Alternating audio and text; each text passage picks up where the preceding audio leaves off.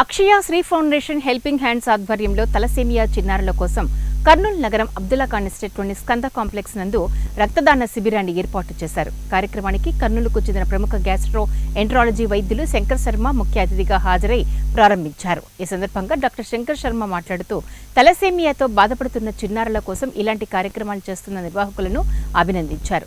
ఏ దేశంలో లేని విధంగా భారతదేశంలో యువత ఎక్కువగా ఉందన్నారు. యువకులు ఇలాంటి సామాజిక కార్యక్రమంలో పాల్గొనడం అభినందనీయమన్నారు. ప్రస్తుతం చిన్నారులను మొదలుకొని పెద్దవారి వరకు సెల్ ఫోన్ కి అంకితం అవుతున్నారని, సెల్ ఫోన్ వాడకం ఆరోగ్యానికి మంచిది కాదని అన్నారు. అవకాశం కూడా ఉంది. మనకున్నంత యూత్ ఫోర్స్ డెమోగ్రాఫిక్ డివిడెండ్ అంటారు, వాళ్ళు ఏ కంట్రీకి లేదు. సో అన్ని కంట్రీలు రేపు భవిష్యత్తులో మన దేశం వైపే చూడాల్సి వస్తుంది. ముఖ్యంగా యూత్ ఇటువంటి యాక్టివిటీస్లో పాల్గొనడం అనేది చాలా అభినందనీయము.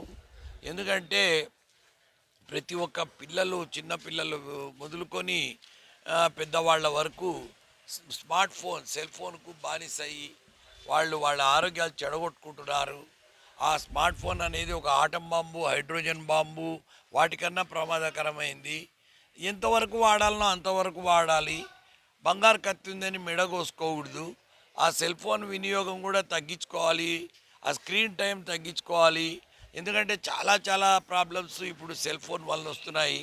అదే కాకుండా యూత్ ఈ రకంగా బ్లడ్ ఇవ్వడానికి ముందుకు రావడం అనేది చాలా సంతోషించాలి. ఎందుకంటే డ్రగ్స్కు, మత్తు పదార్థాలకు బానిసలై పిల్లలు చాలా చెడిపోతున్నారు ఈ కాలంలో. సో అలాంటి దాని నుంచి తరుణంలో ఇలాంటి మంచి విద్యార్థులు కూడా, మంచి యూత్ కూడా వచ్చి బ్లడ్ డొనేషన్ చేయడం అనేది చాలా గొప్ప విషయము. ఎందుకంటే రక్తదానం చేయడం అంటే ప్రాణదానం చేసినట్టే. మణిబాబును చూసి మనం అందరూ గర్వించాలి. ఆయన ఒక ఫౌండేషన్ ఇక్కడ క్రియేట్ చేసి రవికాంత్ సార్ గారి యొక్క హెల్ప్ తీసుకొని ఈ కార్యక్రమాన్ని చేపట్టడం అనేది మనం అంతా అభినందించాల్సిన విషయము. ఇక్కడ అమ్మాయిలు కూడా చాలామంది ఉన్నారు, వాలంటీర్సు. సో ఒక వాలంటీర్లుగా రావడం అనేది కూడా వాళ్ళను మనము చాలా అప్రిషియేట్ చేయాలి. ఎందుకంటే స్వచ్ఛంద సేవా సంస్థలు డెవలప్ అయినప్పుడే ఆటోమేటిక్గా ఆ కంట్రీ కూడా డెవలప్ అవుతుంది.